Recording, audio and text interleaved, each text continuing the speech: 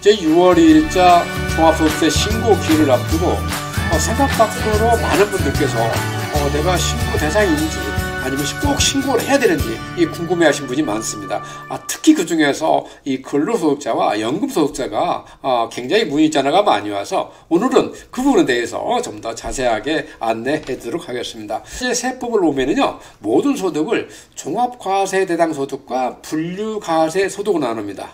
분류과세소득은 1회 발생하는 건데 가장 대표적인 것이 바로 양도세와 퇴직소득이 되는 것이죠. 자, 그것은 종합과세 대상이 아니기 때문에 제외. 자, 그러면 종합과세 대상은 5가지가 있습니다. 5가지가 있는데 대표적인 것이 바로 연금소득, 근로소득, 기타소득, 사업소득, 부동산 임대소득이 바로 사업소득에 속하는 거죠. 그 다음에 금융소득. 자, 이런 소득이 발생했다. 그러면 종합소득세에 대해서 관심을 가져야 되는 거예요. 자, 그럼 이런 소득이 어떻게 발생하느냐? 2가지 이상 소득이 동시에 발생하면 나는 기본적으로 종합소득세 과세 신고 대상이구나. 이걸 염두에 두시기 바라겠습니다. 자, 물론 금액 제한이 있는데 하나씩 설명 말씀드리면은, 자, 우리가 근로소득자인 경우는 근로소득을 중심으로 해서 연금소득, 금융소득, 기타소득, 사업소득이 발생할 수 있습니다. 자, 있는데 이런 경우에 모든 경우에 대해서 우리가 종합소득세 신고 대상자로 하는 게 아니라 금융소득, 연금소득 같은 경우는 공적연금은 관계가 없어요. 사적연금, 이 연간 1,500만 원 이상인 경우, 그런 경우는 종합소득세 신고 대상이 되는 것입니다. 자, 금융소득도 이자와 배당 소득이 합쳐서 연간 2천만 원을 초과하는 경우도 종합소득세 과세 신고 대상이고요. 기타 소득도 연간 300만 원 이상인 경우는 종합소득세 신고를 해야 됩니다. 특히 기타 소득세 주혈부는 이게 엔잡러, 배달라이더, 프리랜서 많은 분이 들어가는데, 특히 최근 들어선 우리가 부동산 거래다 해제했을 때 받은 유약금, 이 부분도 기타 소득으로 하기 때문에 내용이 발생한 부분은 꼭 종합소득세 신고해야 된다. 이거 잊지 마시기 바라겠습니다. 이제 사업소득은 1원만 발생해도 종합소득세 신고 대상이다. 이거 염두에 두시기 바라겠고요. 자, 그러니까 연금소득과도 마찬가지입니다. 연금소득을 중심으로 해서 근로소득, 금융소득, 기타소득, 사업소득이 발생할 수 있는 거죠. 자, 이런 것도 동일한 조건을 가지고 있습니다.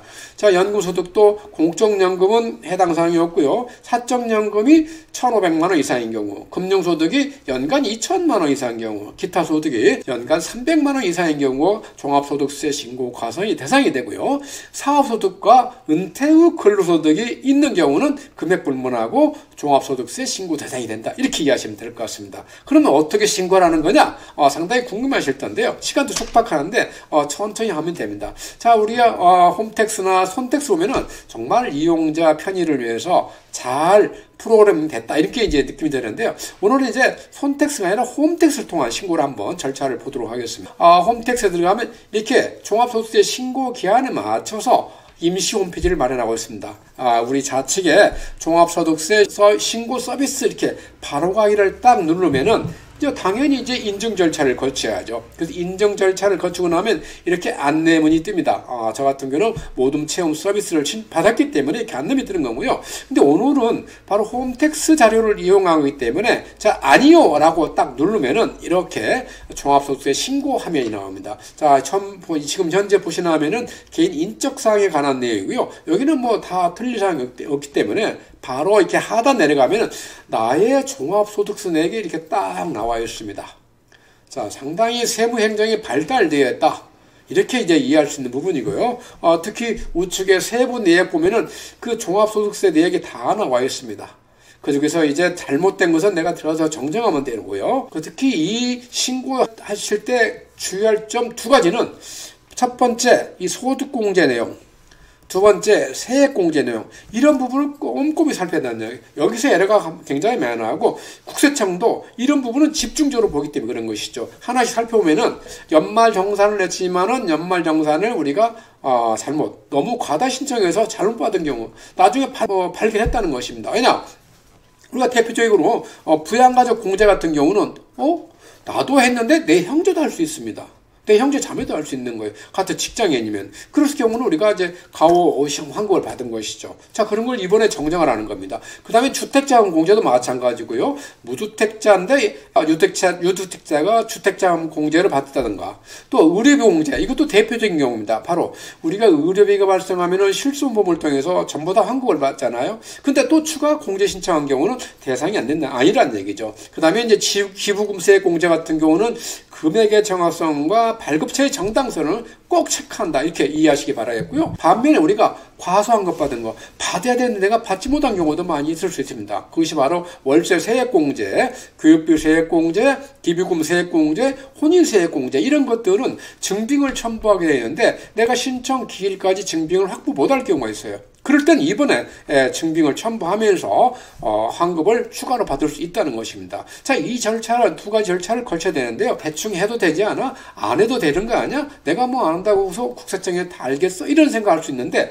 그게 아니란 얘기입니다. 2025년 들어서 세무당국에 세 가지가 바뀌었어요. 첫 번째, 지난 2년간 세수 부족이 90조에 달합니다.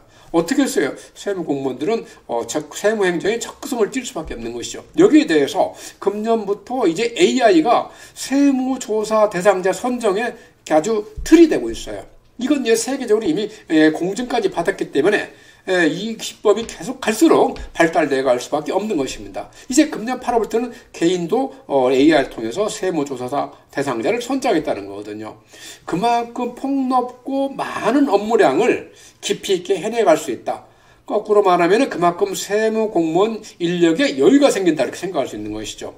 여기 하나 더해서 금년 5월부터 세무공무원들이 추징에 성공하거나 재판에 승소하는 경우는 연간 2천만 원까지 보너스를 주게 되어 있습니다. 자, 이런 세 가지 요인들이 복합적으로 하면서 세무 업무에 좀 더 적극성을 띄어갈 수밖에 없는 것이죠. 그래서 뭐 나 하나는 괜찮겠지, 내가 안 해도 모를 거야, 줄여도 모를 거야, 이런 생각하지 마시고 정확하게 제때 기한을 지켜서 세금을 절세하시기 바라겠습니다. 자, 이렇게 이제 이 절차를 거치면 이제 신고 내역이 나오는 거고요. 접수증까지 다 받으면 다 끝나게 되어 있습니다. 자, 그런데 우리가 이렇게 세무 신고를 해야 되는데 내가 누락하면 어떻게 되는 거냐?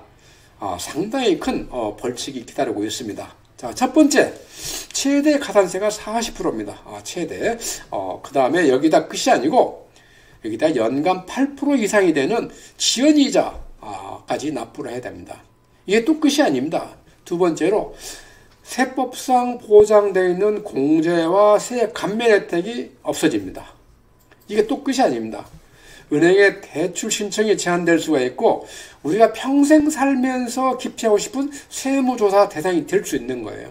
세무조사가 한번 시작되면은 그것은 정말로 휘말리는 일입니다. 그래서 이번 기회 통해서 정확하고 기한 내 신고를 함으로써 우리가 불필요한 일을 방지하고 세금도 줄일 수 있기 바라겠습니다.